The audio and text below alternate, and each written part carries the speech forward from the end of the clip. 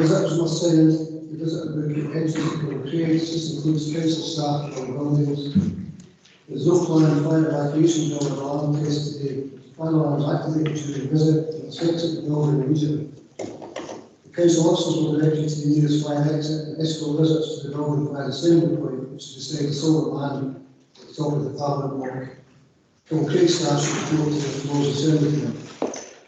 You should remain at your assembly point until directed to reoccupy the building and will re-enter once the fire marshal has advised that it's safe to do so. Please do not attempt to leave the site by vehicle if you're clear to do so by the fire marshal to ensure access routes are kept clear for emergency vehicles. Please note that this is a public meeting. Members of the public may be in attendance. The meeting will be recorded in the Clack and published online for public viewing. The taking of photographs, including screenshots, audio or video recordings, are permitted during the meeting unless we express permission to convene. The members attending virtually activate cameras if possible to enable you to join by video, and all attendees mute the microphones when not speaking. Please do not come in during the night unless invited to do so. If members attending virtually wish to speak at any point, please indicate by clicking on the raise your hand button. Members in the chamber should also raise their hand and will bring in an appropriate time. If members are not able to access the papers for the meeting, could you please indicate that just now? We will hear each of them set out the agenda in order to prepare the agenda and invite officers to present paper. Members will then have the opportunity to ask questions before we proceed to the decision. We have apologies from Councillor McCluckie and Councillor Reid this morning. Do we have Well, I'm not sure actually, because I'd be delighted to be able to come in, but left the message for them for 46 years. Okay. But the goodness is not where's the policy board? It doesn't. Do you have any declarations of interest in the items on the agenda this morning? Councillor, that's Convener. Just following consultation, I think it would be prudent for me to declare an interest on item 4. So I would look to remove myself for the discussion of that. Okay, thank you. Do you have any other declarations of interest? No. Okay, item 3 on the agenda is the minutes of the meeting of Clackmannanshire Council on the 10th of August. We'll go through them page to page and just flag up to the agenda the ones that wants to pick up. Page 7, page 8, page 9, page 10, 11, page 12, 13, page 14, page 15, page 16. Approved minutes. Okay. So the first item on the agenda is the Calvin first one. That's Councillor Lindsay, we ask you to keep changing on the back of this.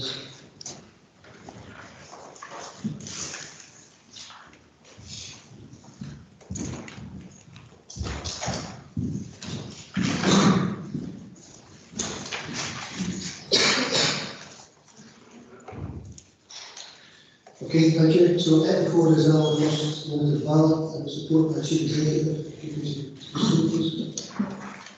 Thank you, Chairman. Good morning, councillors. So every 5 years, levy payers who fund the activities of the Hour First Aid will have a continuation of the bid for a further 5-year term based on the proposed business plan. The business plan proposals are based on consultation with members in the bid area and reflect the continuation of some of the most valued and or successful activities currently supported by the bid, and some new initiatives developed in response to consultation feedback. Further details on specific activities are set out in paragraphs 3.8 and 3.9 of the report, and also appendix 1 of the council paper. Council is asked to note that the bid operates independently of the council and the provision of council services. This council paper, therefore, is focused on the council exercising its right as a levy payer in the current bid ballot process. The decision for council is therefore whether to vote yes to the business plan proposed and for the continuation of the bid for a further 5-year term. The council paper also sets out details of the council's levy payments under the current and proposed levy rates, as well as providing information on other financial supports provided to the bid in the current term.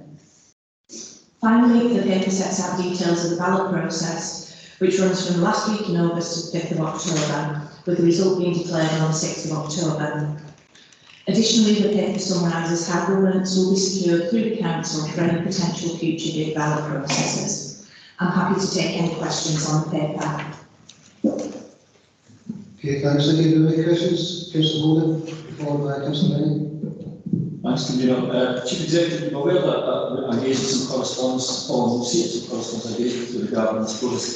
Can I just ask a couple of things, and forgive me if I'm asking all these questions, but this is not a vote on the rights or wrongs in the bid, is it? I mean, or whether the bid should exist, or whether or not the levies are correct, or any of these things. It's simply about the council in terms of how it wishes to cast its vote, and also in terms of business proposal. Is that correct?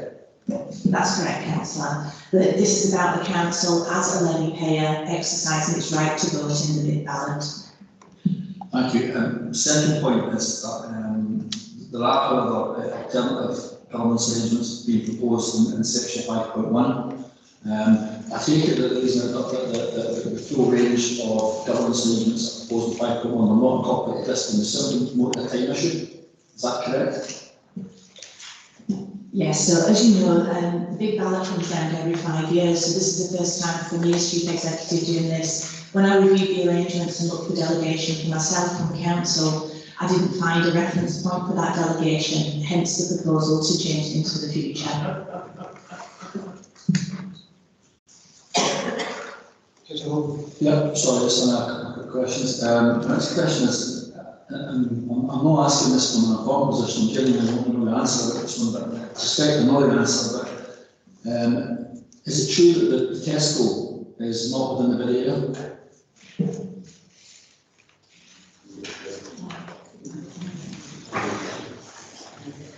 We would have to check that for you, Councillor. I've got the details of the council premises, but I've not got the whole bid area properties, all 280 of them. It's in the plan.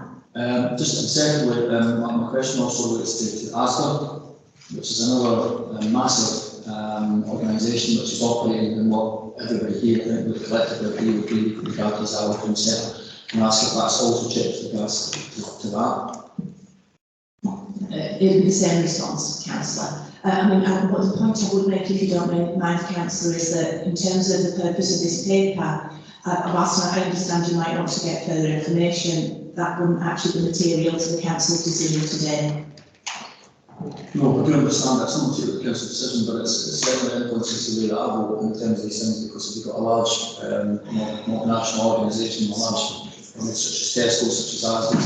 None of them who could be within what should be within the area. I'm not paying a levy in small businesses expected to do so. I think there's a decision on famous in that, which is really perhaps not going to ask my question, but it used to know that. Finally, can you just confirm? I asked some questions, I think 2 votes ago, not 2 votes ago, 2 big levies ago, around the membership of the bid, and I received confirmation at that point that Tesco's had received voting rights. So maybe could you also confirm that you can check that as well, whether or not Tesco previously had voting rights, whether they exercised those voting rights, and if they're not exercising voting rights, then why is that the case? I'm happy to provide that information always. Thank you, Councillor. Thank you, Councillor Rennie. Just on page 41, and I'm not sure if you'll be able to answer this, Nicky, but the contingency stated in the projected income expenditure for 2023 to 2028 sits at £12,800, and that is there and thereabouts the amount we report for the council contribution. It seemed particularly high for the contingency amount. Also bearing in mind the fact that the other question really is that our level of percentage seems to be much higher than other related councils nearby. And I was really wondering, looking at me as somebody to vote, when there's a high contingency like that we're dealing with significant council pressures just now as a council, and looking at that, I think that would influence me. So I'd like to know how that contingency came about. You may, like I say, you may not be able to answer, or why the decision was out with other councils. So in terms of that question, Councillor, the council is independent of the bid, so decisions that are made in terms of any assumptions on the financials and what anything that the council would have an oversight of or be able to exercise a view on. So that would be a matter for the bid, it's not one for us. Just coming to your second question, sorry, can I just confirm, you were talking about, was it the percentage increase? No, the percentage in general, which means the increase will impact on that. So with the increase, we would be up to about 9%, whereas other local authority areas seem to be much lower than that. So I was just wondering why, that was the case, that other areas are much lower and we're much higher at a time, we council. So I was just wondering why that was the case. I'm not entirely sure I'm following the question of what the percentage is of, but I think the issue for me is, in terms of the differences between areas, if it's about the levy rates, one of the things that you can't do is just look at the sums in isolation. So for us as a council, so I'll keep it fixed on us as a council because that's the purpose of the paper, what we would consider is, are the proposals that are set out in the business plan reasonable in terms of the value add that you're getting back for that level of investment? So as a levy payer, what I don't know when you look at other areas is what is the level of activity and service that's provided in those other areas. You would need to examine and review all the business plans of those other areas. That would be my view, I think, in response to your question. Thank you, Councillor Clay. Thanks. Can I ask a clarification question first of all? If I was wanting to find out why there was no inclusion in the forward spending plan for the additional income that was one of the benefits of the bid. It was meant to be that the levy would in fact suck in the full funding. There's no mention of that as far as I can see on page 41. And I don't know if this is the right forum to ask that question, but so the clarification is this the right forum to ask that question? So again, it would be a matter for the bid, but what I would say is if we just remember that the bid is projecting forward now with this business plan, so the opportunities that arise to access external funding sources, it's exactly the same as it would be for the council. You look to see, you identify those funding streams that fit with the priorities that you set. So my assumption would be that that would be right, but not forecast at this point. You don't know what you don't know, I think, at this point. Okay, thanks for that. Okay, as a trustee of 14 properties that are about to be levied, can I understand what we perceive as the trustees have been the benefits of being in the bid so far? So the paper sets out the activities. It's not for me to make a value judgment on it. Clearly, this is a decision of council. So you'd expect that I would say that to your councillors. I see a few smiles around the room at that response, but the paper does set out and it does lift from the business plan the activities that have taken place and what would happen if some of the services were removed. What I would say is that as part of the work in preparing the paper, I did speak to Scotland's Towns Partnership and asked about their view on the value of bids, how that fits in with supporting local regeneration and so forth. So the narrative that I took from Scotland's Towns Partnership was that when you have an effective bid, you would expect to go beyond just improving the trading environment for traders, and you would start to see a much greater contribution towards Scottish Government's economic policy, particularly in terms of both social and economic regeneration opportunities. So with a sustained bid investment, you would see that growth that would lead you further and further into that space. Over time, we would hope to get to a place where actually the partnership working that has been built up over that period of time becomes much more effective, resulting in greater opportunities in terms of leveraging additional income to the area, but also in terms of the business and town centre. So there's something about being able to sustain and grow and move from just an initial focus on improving the trading environment to one that goes into a much broader range of challenges, being able to address a much broader range of challenges. Thank you. Very comprehensive reply. Thanks. Final question, and it's about clarification on it. Sorry, things on the sleep. Yeah, page, where is it? 42, page 42. I think there might be a confusing narrative about escalation of the levy. It says near the top, there will be no increase in the levy throughout the bid term because of non-domestic vehicle evaluation. Sorry, that's not a question. Thank you, Councillor Quinn. Okay, thank you, Councillor Wilson. Yeah, thanks, Chair. And Nicky, you know, we've had many conversations and questions about this and have gone down rabbit holes and back up again. So I've got another couple of questions. It's pretty clear from, you know, questions coming up from other councillors that there are questions around about what's laid out in the business plan. So why are levy payers included, why are they excluded, what kind of benefits, etc. Usually, councillors can ask officers for answers to any business plans that come across. And this forum, we are unable to ask any questions in relation to this. So if anyone does have a question that might tip the boat one way or the other, there's not a forum for us to be able to kind of ask this in. And I actually find that a bit uncomfortable. And I just wondered whether there would have been an opportunity to ask the author of the paper, the business plan, to actually come to council to ask such questions. So, as you know, the standing orders don't usually permit that, so it would be an exception and it would be down to the convener to allow that. But I think there is something about internal process too, which, you know, is part of what we've discussed when we've been talking about this. As a levy payer, there are a range of consultation activities we can engage in, and I think one of the things that I've taken from my conversations has been that we probably need to bring more of the detail of that back into councillors, so that you're aware of those conversations at an earlier point. The proposals in terms of the changes to governance for the future will actually facilitate that, because it will mean that before we actually get anywhere near the instigation of the big ballot process, you will actually be made aware of that, and you'll be aware of the activities that are going on around the development of the business plan and what opportunities there are to engage in consultation. And I do think that's probably been a little bit lacking this time. Another question I have is officers provide recommendations to councillors all the time, particularly in relation to financial decisions. This essentially, as Councillor Ray pointed out, a financial decision because it does have a, albeit small, impact on the council's budget. So why was the decision in this case not to give a recommendation and essentially punt it on to councillors to make a decision? So when preparing for this council paper, I looked at the arrangements across Scotland, and it's fair to say they're quite variable. So most councils approach it under delegation.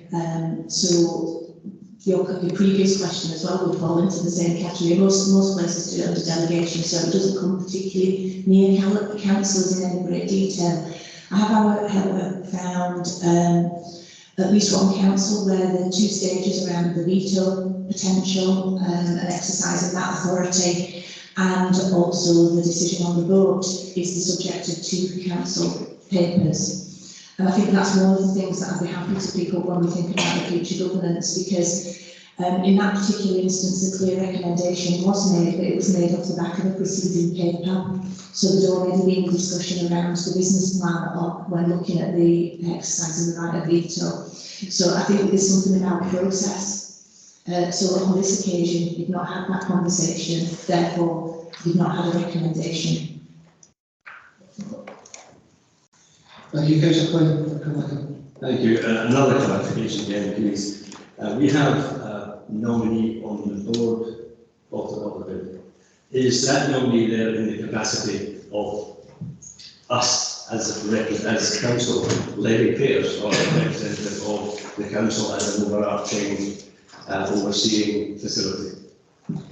So we have a senior manager representative on the bid board who's there in a purely advisory capacity. So the types of things that senior manager would advise on would be about potential opportunities, but also potential conflicts, and that's particularly important in the context of the council's power of veto. So just pointing out the current priorities of the council, the priorities that are likely to flow through some of the significant strategic plans, which if the bid's proposals came into conflict with those might undermine future business plans for the bid. So it is purely in that advisory capacity. Okay, I get that, that's not to do with the veto, etc. basically. So we don't actually have anyone from the council on the board that we could actually interrogate, if you like, at this meeting. If we had someone who sat through these decisions and designed the business plan and all the rest of it, that person should be able to answer the questions that have been coming around the room. Am I wrong in that assumption? So the council's representative isn't just connected to the issue about the power of veto for the council. They're there in terms of that broader role that we play as a council. So yes, that senior manager could advise council on the business of what's going through the bid, and I think that will be part of the future governance. You know, when we bring the paper forward, I think you would see more fulsome feedback in terms of the activity of the bid, particularly around the development of the business plan proposals. If you look at this current ballot process, I think the business plan was approved around March time, so there will be plenty of time, if you think about that, comparing it to where we are just now, for the officer to bring forward a paper and advise on that in line with what's set out in section 5 of the paper. Okay, tiny measure to that. So when the business plan came out in March, I just missed it, were we given that here? So this is the first time we've seen it as trustees. So it's the first time we've officially brought it through council, but it has been publicly available. The business plan was approved by the board back in March, I think it was. Yeah. Okay, it's not a question, it's a comment. I think it's a breakdown in the system or somewhere. But I mean, we can, just because it's a matter of public record, doesn't necessarily mean we have to be aware of it. Tons of things in the matter of public record. This is a significant expenditure, not managing the scale of the whole budget, but still it's money, and it might be a good idea to facilitate that. Certainly for next time, I mean, that's 5 years hence. My question is it too late now for any of that sort of catch up to be done? I'd go back to what I described before. This activity, it's attracted a lot more attention, I think, on this big ballot process, this particular round. When I looked across Scotland, as I said, in most places it's done under delegation, so there would be probably the level of access that you describe would probably go by in other places too. Having said that, there's absolutely no issue at all with what you're describing in terms of in future making sure that at the appropriate point those things are signposted. And we as officers can do that because of the connection to the big board. That's not a problem at all. Okay, thank you, Councillor Harrison. Thanks, Convener. Good morning, Nikki. Having read the business plan, I understand what happens if the vote is a yes. What's the mechanism if that vote fails? What happens then in the bid? So what's the steps after that? I mean, effectively the bid would cease to be. In terms of the precise details of the wind-up of the bid, I haven't got all of that detail with me today. I'd be happy to provide that, but the bottom line is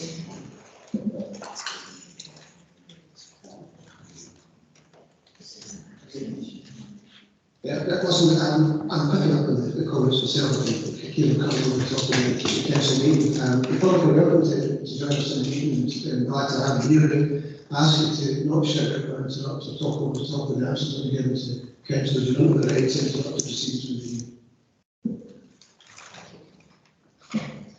sorry, councillor. So just to pick up where I was.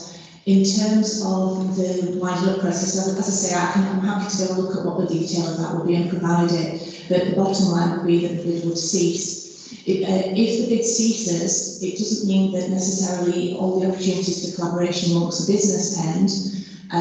In some places that activity is taken forward on an informal basis, so there'll be kind of partnership or collaboration amongst businesses to try and get together and still maybe do some of the activities that are there.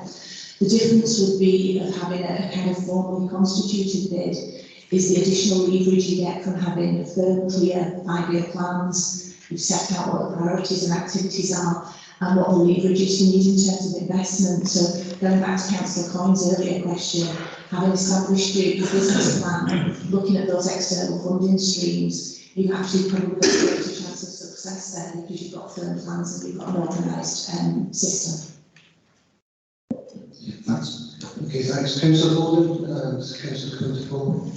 Thank you, Convener. Just a follow-up question to what Councillor Coyne asked. I looked at this earlier, but I haven't quite realised the implications of it. But we've got a bit of work there, and there's the photographs of everybody's in there, including Emma Clive, who's the class council representative. But the chief executive is outlined that it's there in an advisory capacity only. Can I just check that there's no constitutional legal impediment to the council member on the board voting or exercising full voting rights, is there? My understanding, Councillor, is that ours is an advisory role, it's not a voting role. So on that basis, I'll just, so some of the things that I checked out in advance of preparing the paper was looking at the passage of the business plan. So if I took that as an example, Emma didn't vote on the business plan. So because we are in an advisory capacity, not a voting capacity. Oh, sorry. I do understand that the council is acting in an advisory capacity at the moment. What I'm saying is there a legal or constitutional impediment to the council exercising full voting rights, or is this a kind of self-regulated exercise that we indulge in saying, well, we've decided we're not going to vote? But what I'm asking is there a constitutional legal impediment to doing so? That would change the role if we wish to change it. And also, it's reminded me another question, and sort of just get a double-barreled one there. That I think I'd asked you about this before. I'd asked whether or not it was considered appropriate that if the council wished to nominate a councillor to participate. Now I know that the direction of travel in recent years has been away from that. We're much more towards officers representing council bodies such as this. But again, that's a matter of choice, is it not? So is that something that can also be looked at? So one, just to clarify, there's no legal impediment to the council representative, or is there a constitutional impediment to the legal representative actually making votes or commenting or feedback? Because the point made, of course, the council will be one of the biggest contributors, but would that actually be hamstringing itself in terms of support, for instance, would it not? So, and the second question is about whether or not can the council representation something in the future. Thanks, Councillor. So on your first question, I've just reminded us that the bid is not our board. It is completely separate from the council. Therefore, as a consequence, it would be, we are, if you think of the outside bodies roles that we play, in all of those cases, we are invited to make a nomination to the board, and we usually give them parameters around that. Having said that, obviously, we could always have a conversation. Should there be a future bid, we would be able to have a conversation about could that change. Now, one of the things that I had checked when I spoke to Scotland's Towns Partnership was following up on your question to me actually about elected member roles. There are a small number of bids, I understand, where elected members are on the board. However, they are also there in an advisory capacity. They're not part of the voting membership. And actually the role, I asked for a little bit more detail about the role that councillors play in that space. And what was described to me was a situation where it would typically be the ward councillor for the bid air. Ward councillor was actually in the group that were invited onto the board in an advisory capacity. It would be for the individual councillors to determine whether or not they all went or whatever. However, what would also happen would be that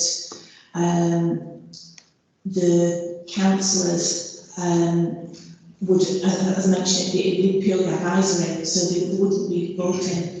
Now, the places where you do that, one of the things that was described to me is that councillors tend to feedback on issues that are flowing through council. It actually plays back to some of what Councillor Coyne raised previously.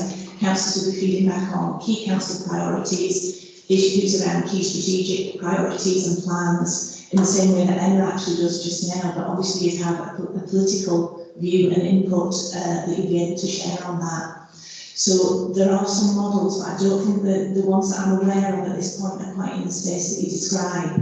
But it would be for us to explore with the bid, but remembering that the governance sits with the bid board itself. We're not in control. It's not, we've not got control and interest there. It's a separate bid board and completely independent of the council's governance. So, I do understand what you're making, but I'm kind of struggling to understand the difference between an organisation that was quite detailed information contained in the report about the financial contribution and non-financial contribution this organisation makes.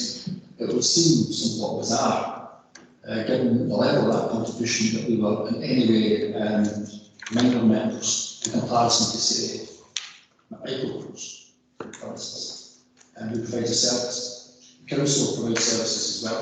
We also provide financial contribution to this organisation, much larger, perhaps arguably than anybody else. Whether that should be the case or not, it's another matter. But you know, I'm just wondering whether or not there is any legal impediment to these things, or whether there's some constitutional arrangement that the bid has that says, well, second, ultimately, if the council takes a decision that it wants to make a nomination towards the board, it's up to the council to decide who that person should be, and it's up to the council to decide what role that person should occupy and what position you should be playing whilst they're in that board. And I do understand there's a still argument about whether you're a member of a board, do you make decisions in the best interest of the board, or do you represent the organisation? I'm pretty sure that every single representative there on that board will make decisions based upon what's in the best interest of the public. I don't think the council should get the decision on that. That's the point of my question. I just thought come in the legal aspects. Well, what first limited is actually a limited company which has its own articles of association and it sits as a single entity on its own. It's just a company. I think if you wanted to try and attempt to get involved in that company, then it would be the company and the board itself that would have to make that decision.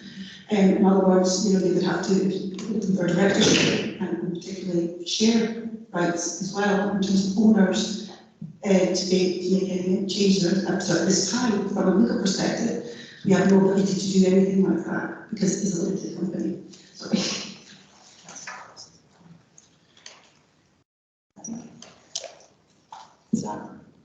Does that answer the legal bit of it? Because Okay, I've got several others.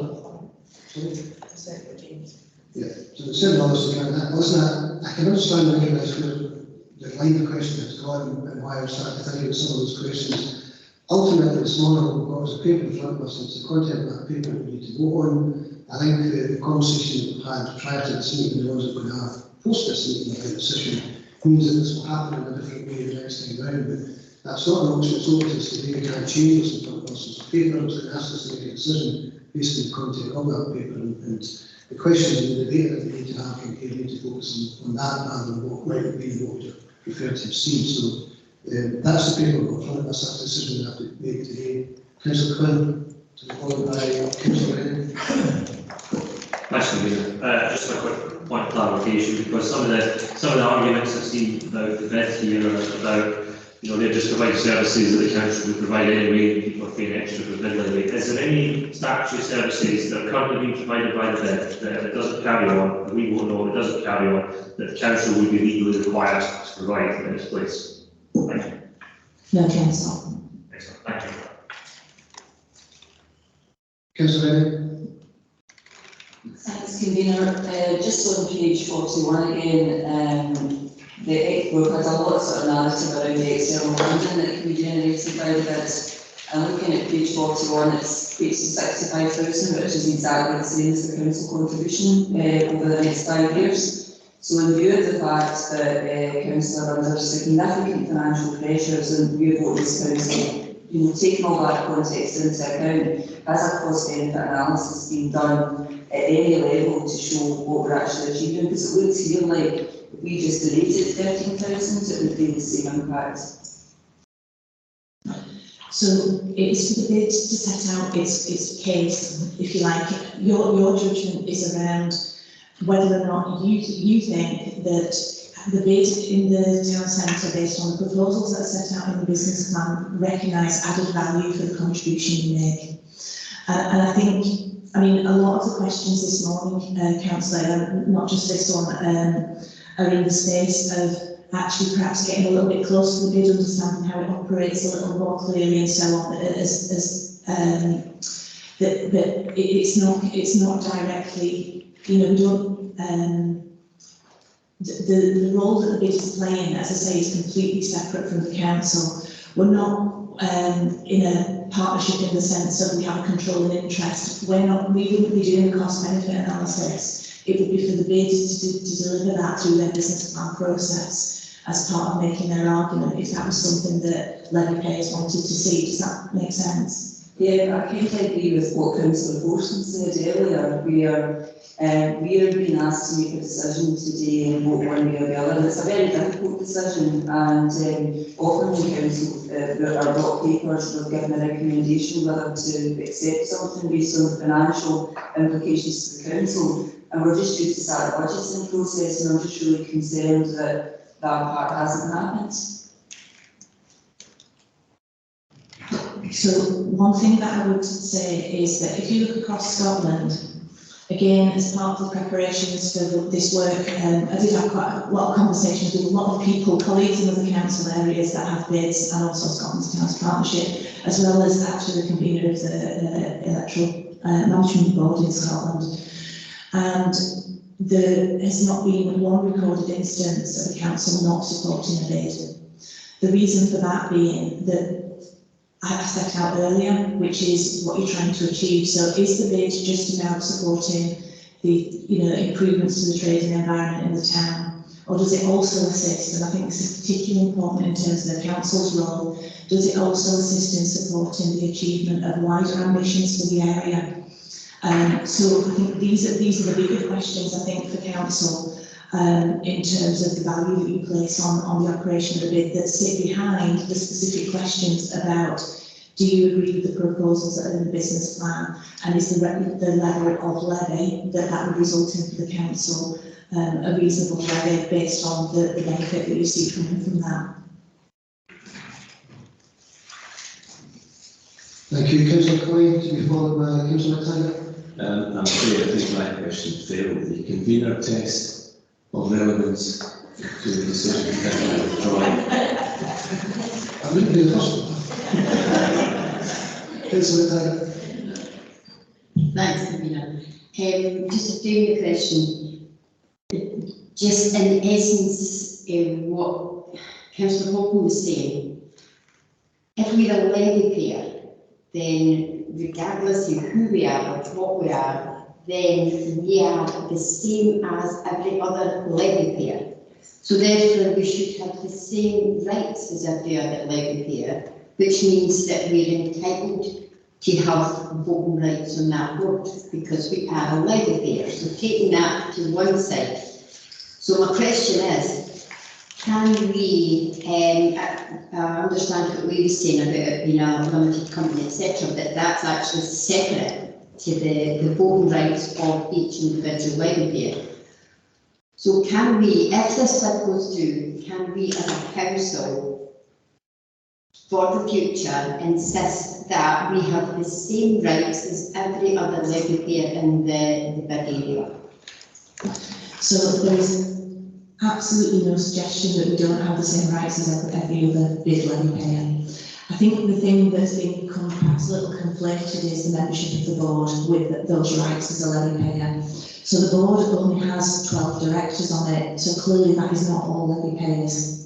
So you are, there are a lot more businesses than 12 in the area, and a lot more votes than 12 in the bid area. The board is made up of 12 directors, which is obviously drawn from a subset of the levy payers. In terms of exercising the rights as a levy payer, that's precisely what this paper is about today. So this is one of the rights as a levy payer, how you wish to vote, that's what we're seeking to find with this paper. So can I come back and just say, but still we are there on the board now, but we're there as advisory. So why are we advisory when everybody else on that board is an active member of that board, where we have to sit back as advisory and no take your full place on that board? That's kind of where I'm going with the question. I'm happy to take that back for the future if the outcome of the ballot is a continuation of the bid and have a conversation with the board about that. But as I say, it's not our board, so we're not setting the parameters. More than happy to have the conversation and understand that better for the future, and obviously brief members accordingly once we've had that discussion, if indeed it takes place. But I think that I do think we need to be clear that the board is not every bid levy payer. It's a very small subset, like you get for any board in a private company. Thanks. Okay, thank you. Councillor Wilson. Yeah, I think Councillor McTaggart picked up some of the stuff there. It's exactly that. We pay a levy, so we have every right to apply to be on the board as much as every other levy payer does. I suppose the question is there's a couple of questions actually. Our advisory representative on the board right now is an officer. There is no reason that could stay as an officer. Council could decide to appoint someone else. Is that right?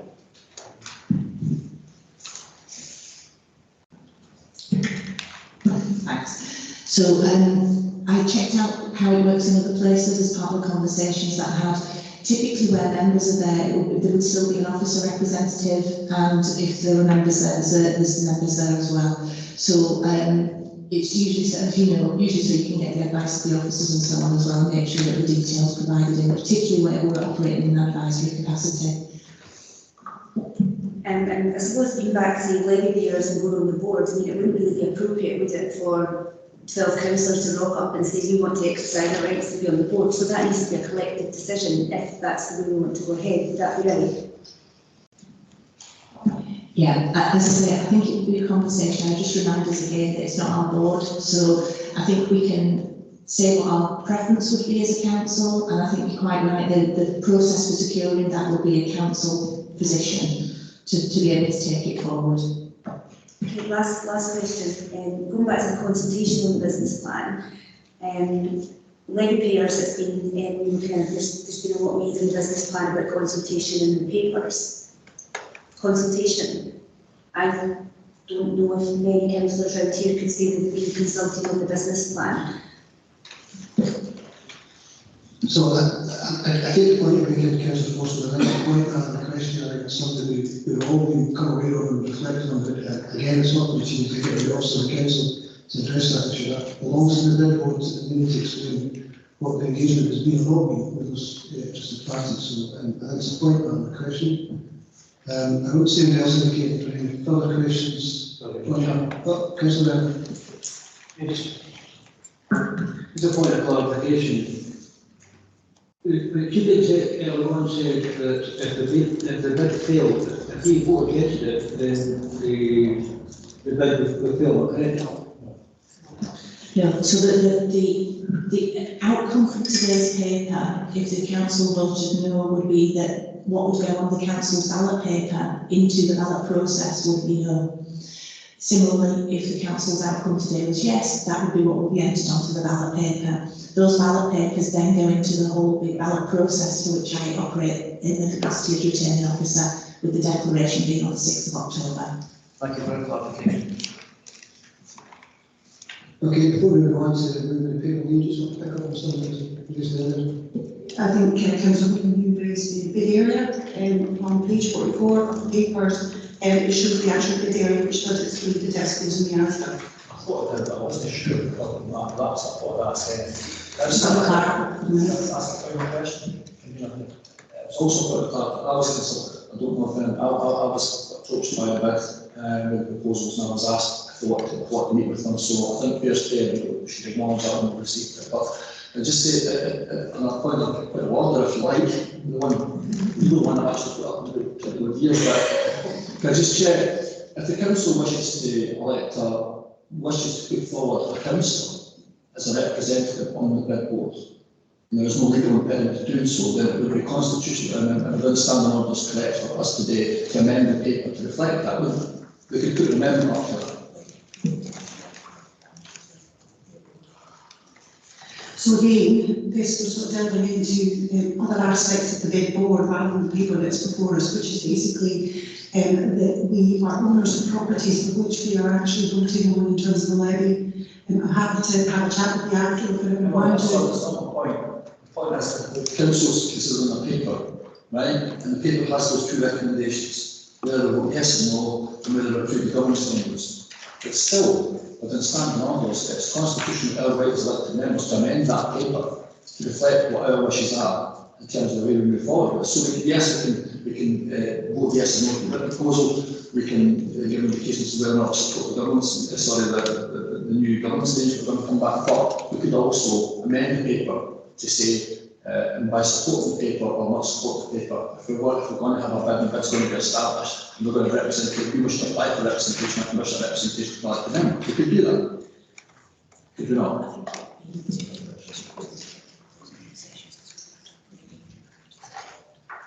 So a reminder again, that it is a limited company for which at the moment we have no voting rights. However, we could arrange the board to be at it. Well, we would take that back to the board, the recommendation that the council was talking about. I cannot guarantee that you. Sorry, it's a completely misunderstanding my question. I think you're asking for the report to be amended to allow elected members to be able to sit on the. I'm not asking that. I'm asking if it's allowable for people to be amended, for this council to take the decision that it wishes to see an elected member on that board, not to decide whether the member will be on that board. That's a matter of vote. It's up to us to determine whether or not we wish to actually submit that elected member for representation. We can make that decision. We can't make the ultimate decision whether that's accepted or not. That's out of our control.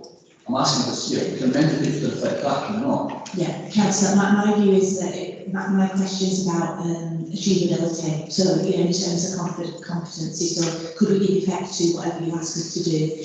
So if it's framed in such a way as you want us to take forward that request, of course we could give effect to that. Yeah. Yes, Yeah. that's the one way we could do that. We can proceed. Yeah.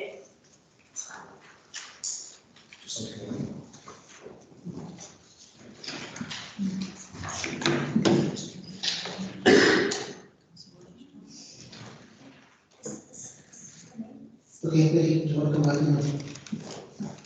Thank you. I just want to come back in because there were a number of comments about consultation, and Councillor Holden just was explaining about the contact he received. Again, that was something that I did look at as part of the process of developing the paper. I understand from the bid manager that there was significant effort invested in trying to consult in various types of approaches and events and so on. What was shared, however, was that there was not great take-up, I think, across the bid, and I know that there were further efforts made to secure engagement round about that consultation after the initial endeavours. So I think there's something for me about, do people know it's going on, do people know how to engage and so on. So I'm thinking about, you know, from a council point of view, how we would maybe pick up on that and make sure that that is notified to councillors in the future, and also what we can do through our board representation too.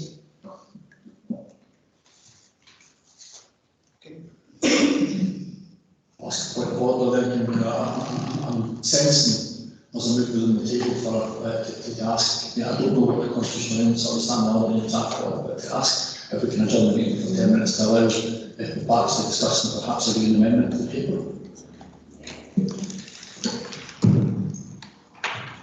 Yeah, we'll adjourn the meeting until 20, sorry, 10:30.